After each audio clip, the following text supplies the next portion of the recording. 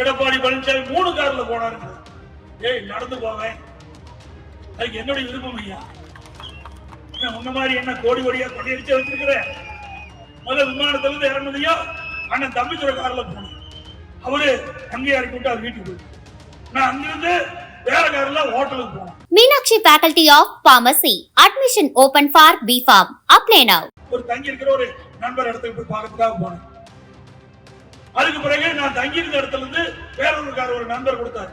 அதுல இருந்து நான் உள்துறை அமைச்சர் பார்க்கணும். இதுல என்னையா தவறு இருக்குது? இதுல என்ன கண்டுபிடிச்சிட்டேன் சொல்லுப்பா. உள்துறை அமைச்சர் பாத்தீங்கன்னா ஏன் அவர் என்ன பாகிஸ்தான் இருக்கிற அமைச்சரா? இந்திய நாட்டுடைய உள்துறை அமைச்சர் ஐயா. சிந்திச்சு பாருங்க. 3 வருஷமா தொடர்ந்து போய் நிதி ஆயோக் கூட்டத்தில் போய் கலந்து கொண்டு இன்றைய சொன்ன கருத்தை அன்றைக்கு அந்த கூட்டத்திலே தெரிவிக்கப்பட்டிருந்தால் நாட்டு மக்களுக்கு தேவையான திட்டங்கள் வந்திருக்கும், நமக்கு தேவையான நிதிகள் முழுமையாக பெற்றிருக்கும், தமிழ்நாடு வளர்ச்சி பெற்றிருக்கும். அதையெல்லாம் கவலைப்படல, நாட்டு மக்களை பற்றி கவலைப்படல.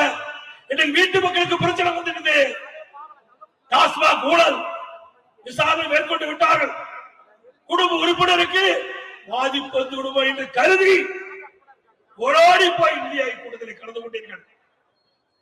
நிதியை பெறுவதற்காக அல்ல, தமிழ்நாட்டு மக்களுக்கு தேவை நிதியை பெறுவதற்காக தன்னுடைய குடும்ப உறுப்பினர் நிதியை காப்பாற்றுவதற்காக திரு ஸ்டாலின் போயிருக்கிறார். ஏன் இப்ப போய் பாரத பிரதமரை தனியா சந்திச்சு பேசுறீங்களா? கடந்த 3 ஆண்டு காலமாக ஏன் மக்களுடைய பிரச்சனையை போய் பாரத பிரதமரை நேரடியாக சந்தித்து பேசி தெரிவிக்கப்பட்டிருந்தால் பிரச்சனை தீர்க்கலாம். இன்றைக்கு 100 நாள் வேலை திட்டம் மத்திய அரசில் இருந்து பணம் கிடைக்கவில்லை என்று அந்த 100 நாள் வேலை திட்டத்தில் பணிபுரிந்த தொழிலாளிகளுக்கு நிறுத்தி வச்சிருந்தீங்க. நான் டெல்லி சென்றேன். டெல்லி செல்கிற பொழுது ஸ்டாலின் அவர்கள் சட்டமன்றத்தில் பேசினார். திரு எடப்பாடி பழனிசாமி அவர்கள் உள்துறை அமைச்சர் திரு அமித்ஷா அவர்களை சந்திக்கிறார். அப்படி சந்திக்கின்ற பொழுது தமிழ்நாட்டுடைய பிரச்சனையை எடுத்து சொல்லுங்கள், நமக்கு வர வேண்டிய நிதிகள் வருவதற்கு நீங்கள் முயற்சி செய்யுங்கள் என்று சட்டமன்றத்திலே பேசினார். கொடுக்கின்ற கட்சி அதிமுக கட்சி. நான் டெல்லி செல்கிற பொழுது தமிழ்நாட்டுடைய பிரச்சனை என்னென்ன, இந்த முதலமைச்சரை நம்பி பிரயோஜனம் இல்ல. தமிழ்நாட்டு மக்கள் நம்முடைய மக்கள், ஏழை மக்கள், 100 நாள் வேலை திட்டத்தில் பணிபுரிகின்ற மக்கள் ஏழை மக்கள். அந்த மக்களுக்கு வர வேண்டிய அந்த நிதி வரவில்லை.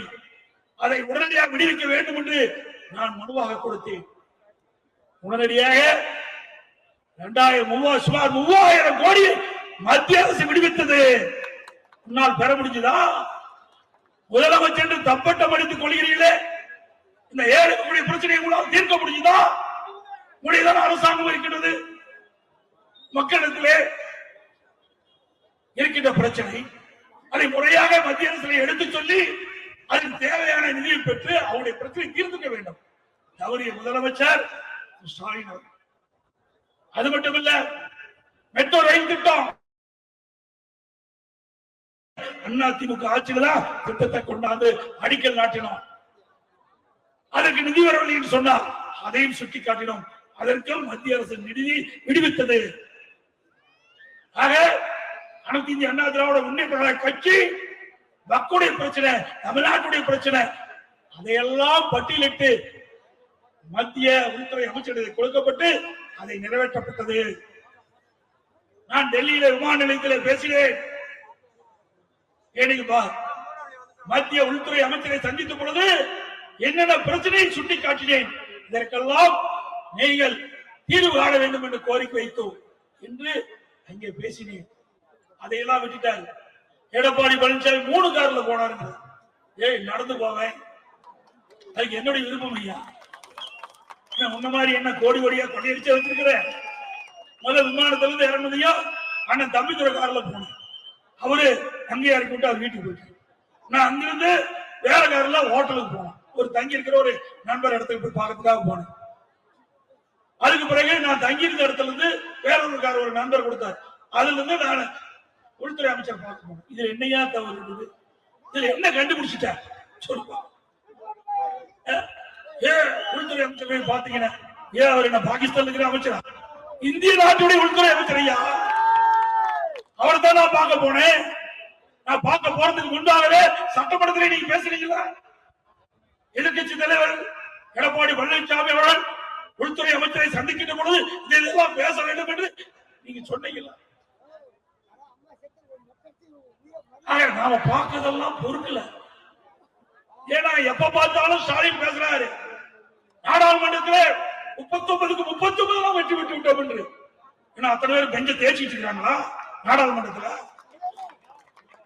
எங்க எம்பி குமரகுரு மட்டும் ஜெயிச்சிருந்தா என்னுடைய வேட்பாளர் நான் பேசுற பேச்ச நாடாளுமன்றத்தில் பேசியிருப்பார். தமிழ்நாட்டு மக்களுடைய குரல் நாடாளுமன்றத்தில் ஒலித்திருக்கும்.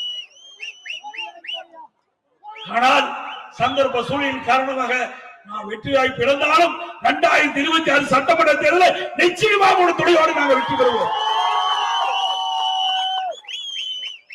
2024 நாடாளுமன்ற தேர்தல் நடைபெற்றது.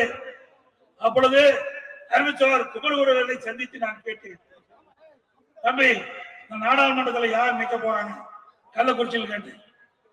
என்னடா வேட்பாளர் நான் தயார் பண்ணிக்கிறேன், அப்படி வேட்பாளர் யாரும் நிக்க முன்வரல நானே நிக்கிறேன்னு சொன்னார். தமிழ்நாட்டிலேயே துணிச்சலோடு நான் இந்த கள்ளக்குறிச்சி நாடாளுமன்ற வேட்பாளராக போட்டியிடுவேன் என்று தகுதியாக சொல்லி நாடாளுமன்றத்தில் நின்று குறைந்த வாக்கு வித்தியாசத்தில் வெற்றி வாய்ப்பு இழந்தார்.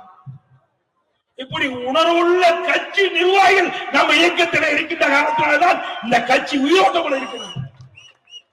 ஸ்டாலின் அவர்களே, அனைத்து இந்திய அண்ணா திராவிட முன்னேற்ற கழகத்திலே என்னை போல் ஆயிரக்கணக்கான நிர்வாகிகள் தொண்டர்கள் இருக்கின்றார்கள். ஒரு பழனிசாமி இல்ல, 1 லட்சம் பழனிசாமி அண்ணா திமுக. உங்களை போல வாரிசு அரசியல் அண்ணா திமுக கிடையாது. ஒரு ஜனநாயக கட்சி. இந்த ஜனநாயக அண்ணா திமுக கட்சியிலே யார் வேண்டாலும் உயர்ந்த பதவிக்கு வர முடியும். இந்த கட்சிக்கு விசுவாசமா இருக்க வேண்டும். கட்சிக்கு அர்ப்பணிப்புணர்வோடு பணியாற்ற வேண்டும். அப்படி பணியாற்றக்கூடிய அனைவருமே உச்சபட்ச பதவிக்கு வர முடியும். அதற்கு காரணம் நானே. Meenakshi Faculty of Pharmacy. Admission open for B.Pharm. Apply now.